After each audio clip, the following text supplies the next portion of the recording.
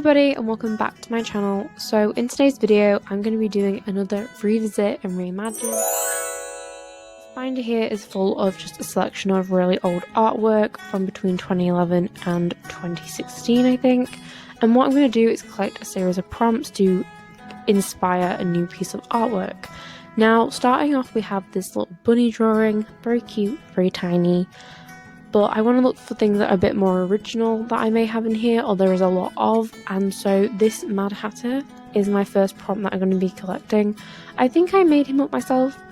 I'd like to think I did. And again, this rose, I think this was like an observation of something. The lion definitely was copied, and I think these foxes were as well, but they're super cute, so I'm going to put those down as a prompt. The dog, I think I tried to draw that on my own. The lion, I know I copied that off something. And then there's all these really random, colourful with like bold outlined feathers, mostly peacock feathers. But like I think I was just going through like an abstract phase in 2012, or like whenever I drew these or painted these, I don't really know when these are from. I think these are older than the lion and the fox and stuff, but I can't actually be sure because I have no idea when these are from, and they're all on printer paper. Yeah, there's an eye. Again, no idea why. These are just things that I used to draw or like paint and things, and I don't know why there's so many feathers.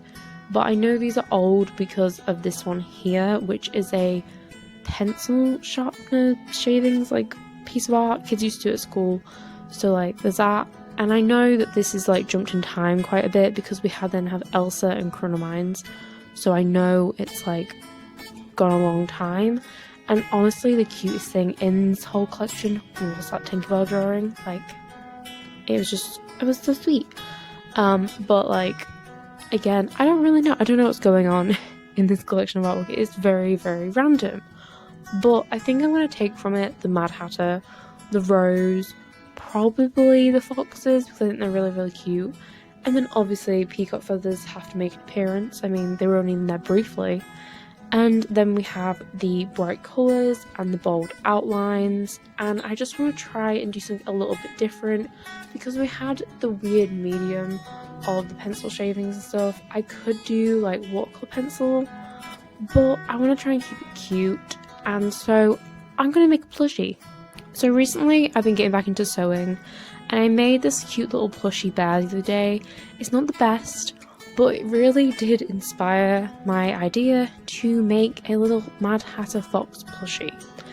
Now what I'm going to do first is to basically make stencils of the outlines. Now to do that I drew out the outlines on some tracing paper so I could transfer them onto black card. I did white pen on one side, and then I'm using the felt tip to push the white pen onto the black card and then cut it out, and I've got all my little stencils, the body, the face, and the white details to go on the tail and the ears. And from that I'm deciding to go for very bright coloured felt. I know foxes are more of like a browny orange, kind of like a more of a, is an orange umber a thing? I feel like it is, it might not be, but you know what I mean, like a browny sort of orange colour, but I'm going to go for like a bright, kind of like bright orange in terms of my felt. I try and want to keep the bright colours in there and try and use a few more prompts from my little collection that I have. So once these have all been cut out and things, they look very, very cute as they are, but I need all the little white details. See here, I'm just measuring out where I'm going to place the eyes, just so then they're the same distance apart either side and they don't look out of place or uneven. And I've just added those on just so I know where they're going to go.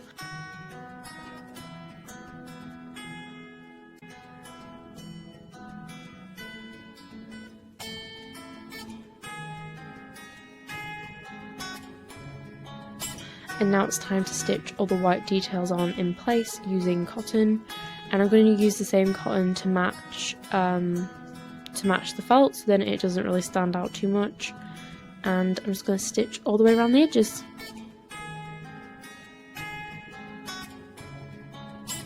I'm just doing a basic running stitch around all the edges, and once they're secured in place, it's time to add the roses.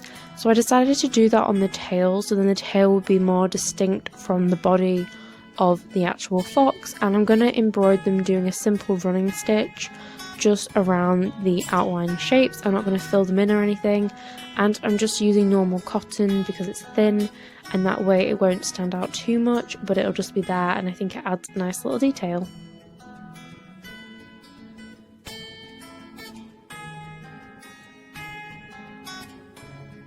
So now it's time to add the Mad Hatter's hat onto my little fox.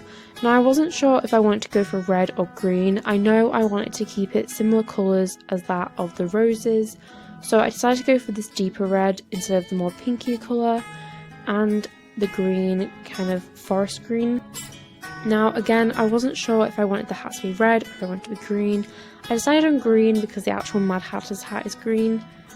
And then from that it was a case of just shaping the hat and making it the right size to actually fit the fox's body. And I did it at slight of a tilt and added the little red detailing on as a ribbon. And now it was time to stitch all that in place and to add a little derpy peacock feather. It is honestly the weirdest looking peacock feather ever, but it is really small in comparison to most stitching I do, so I was quite happy with it. And I also added on the little 10/6 badge thing that comes on the Mad Hatter's hat in like the original stories and stuff. And I also attached the eyes. They have like little stoppers on the back, so once you push them through you just put them in place and they stay there. And I went to do different colours again just because that was inspired by the Mad Hatter itself. And I decided to do a backing to the hat because it was going to be flat anyway. I didn't want to do it with stuffing, but I did want it to be neat on the back so you couldn't see all the stitching. So I just used a normal blanket stitch and went around the edge just to secure that in place and make it tidy on the back of it. And then it was time to do the blanket stitch all the way around the edge of the fox. And I used cream felt for that to match the cream details that are on the fox's face and tail. And as you can see here, I'm just stuffing it with stuffing. I wish that I'd actually stuffed the body part before I'd started stitching with the head, because it was quite difficult to get it all into the tail area. But once that was done and it was all in there, I spread it out a little bit and squished it around, and I think it did spread out quite nicely. And this is the final thing. I'm really happy with it. I think it is super cute. I think on a whole it definitely was inspired by the artwork that I looked at. It definitely is a bit of a weird one, but then that was a very weird selection of work. So if you guys have enjoyed this video and you want to see more of these, then please do subscribe and turn on notifications. Thank you guys so much for watching. I hope you have a lovely day and stay safe. Thank you. Bye.